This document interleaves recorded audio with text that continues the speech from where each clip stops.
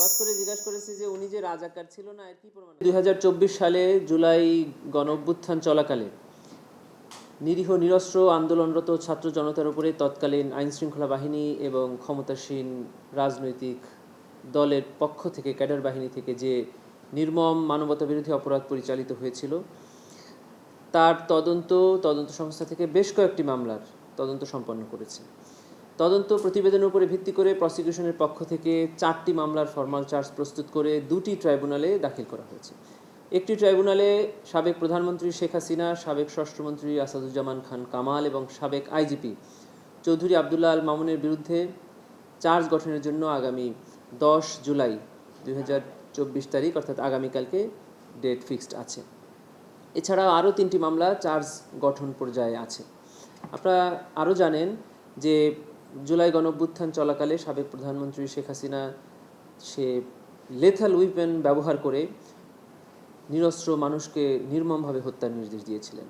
Drone ব্যবহার করে এই প্রোটেস্টারদেরকে অবস্থান লোকেট করে তাদেরকে নিরূপণের চেষ্টা করেছেন। হেলিকপ্টার থেকে গুলি করার নির্দেশ প্রদান করেছেন। শুধু তাই নয়, কেপিআই যেগুলো আছে, কি পয়েন্ট ইনস্টলেশন, দেশের এই সকল স্থাপনাগুলো ধ্বংসের নির্দেশ তিনি দিয়েছিলেন তার দলকে, যেন এই দায় ছাত্রদের উপরে দেওয়া যায়। টেলিফোন কনভারসেশনের এই অডিও রেকর্ড তদন্ত সংস্থার হাতে এসেছে।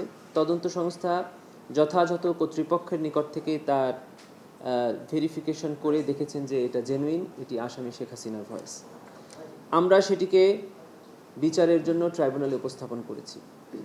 চার্জ গঠন যদি ট্রাইব্যুনাল করে থাকেন তাহলে এটিকে আমরা সাক্ষ্য হিসাবে এক্সিবিট করার জন্য ট্রাইব্যুনালের কাছে প্রার্থনা করব at the time of trial. এবং আমরা ইতিমধ্যে জেনেছি যে বিবিসি থেকে এই নিউজটাও ব্রডকাস্ট হয়েছে এবং তারাও তাদের ইনভেস্টিগেশনে এই ভয়েসের সত্যতা পেয়েছেন। অতএব ইউএন এটাকে সার্টিফাই করেছেন যে এই ঘটনার সময় 1400 মানুষ নিহত হয়েছে।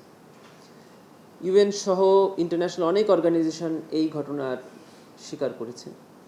বিবিসি, আল জাজিরা সহ ইন্টারন্যাশনাল অনেক মিডিয়া থেকেও আমাদের তদন্ত প্রতিবেদনের সাথে মিল রেখে তারাও বক্তব্য দিয়েছেন।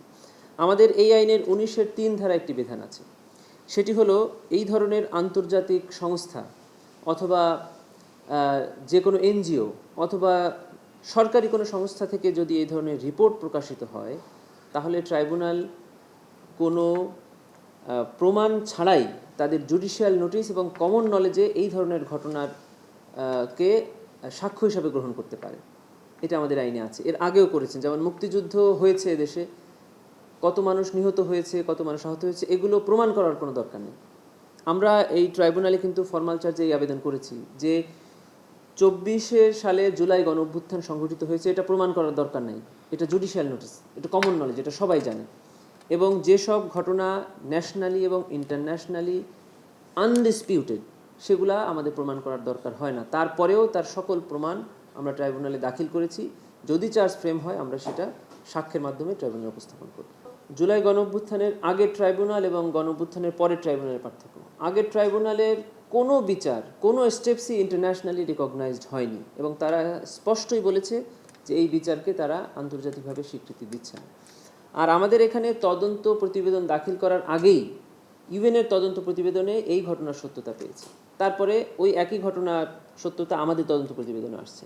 আমরা যে বক্তব্য ট্রাইব্যুনালে দেই, পরবর্তীতে দেখা যায় ন্যাশনালি এবং ইন্টারন্যাশনাল সংস্থাগুলো সেই বক্তব্য সমর্থনেই তাদের প্রতিবেদন প্রকাশ করে। নিঃসন্দেহে আমরা বলবো যে আমাদের এই বিচার জাতীয় এবং আন্তর্জাতিকভাবে আরও অনেক স্ট্যান্ডার্ড ফলো করে হবে এবং সারা পৃথিবী এটাকে স্বীকার করবে।